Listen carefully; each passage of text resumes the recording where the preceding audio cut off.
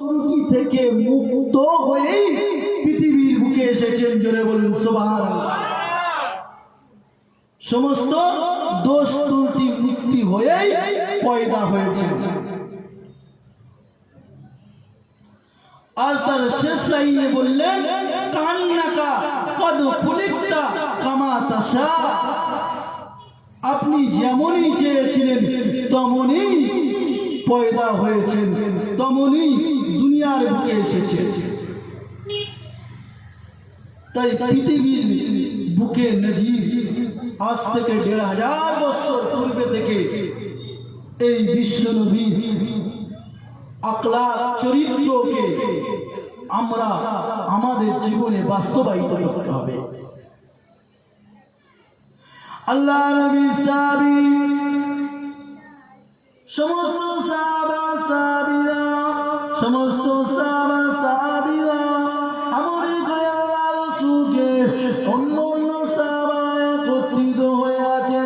হযরতে আনাস রাদিয়াল্লাহু তাআলা আনহু হাদিসটা বর্ণনা করতে গিয়ে বললেন, আল্লাহ নবী সাহাবী আনাস বলছে, একজন সাহাবা আল্লাহ রাসূলকে জিজ্ঞাসা করলেন, ইয়া রাসূলুল্লাহ, ইয়া হাবিবাল্লাহ, ইয়া রাসূলুল্লাহ, ইয়া হাবিবাল্লাহ, কবে কিয়ামত হবে, কবে কিয়ামত সংগঠিত হবে?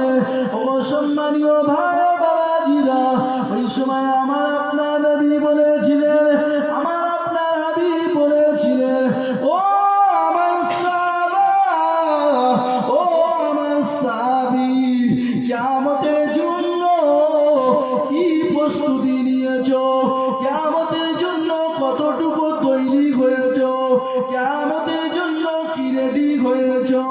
এমনই করে সাহাবাটা বলেছিলেন, ইয়া রাসূলুল্লাহ, ইয়া হাবিবাল্লাহ, আনতা মা মান আহবাবতা। আল্লাহ রাসূল বলেছিলেন, আনতা মা মান আহবাবতা, কতটুকু তৈরি হয়েছো? সাহাবা বলেছিলেন, ইয়া রাসূলুল্লাহ, ইয়া হাবিবাল্লাহ, তেমন কিছু করতে পারিনি, তেমন কিছু করতে পারিনি, তবে আমার এই হৃদয়ে, আমার এই অন্তরে আল্লাহ পাককে এবং আল্লাহ হাবিবকে বেশি ভালোবেসেছি। আল্লাহ পাককে এবং আল্লাহ হাবিবকে বেশি প্যার করেছি। জোরে বলুন না সুবহানাল্লাহ। ওর কাছে লেলে হ্যাঁ দিলে দেবে না, চ্যালেঞ্জ দেবে নাকি? বেশি প্যার আছে।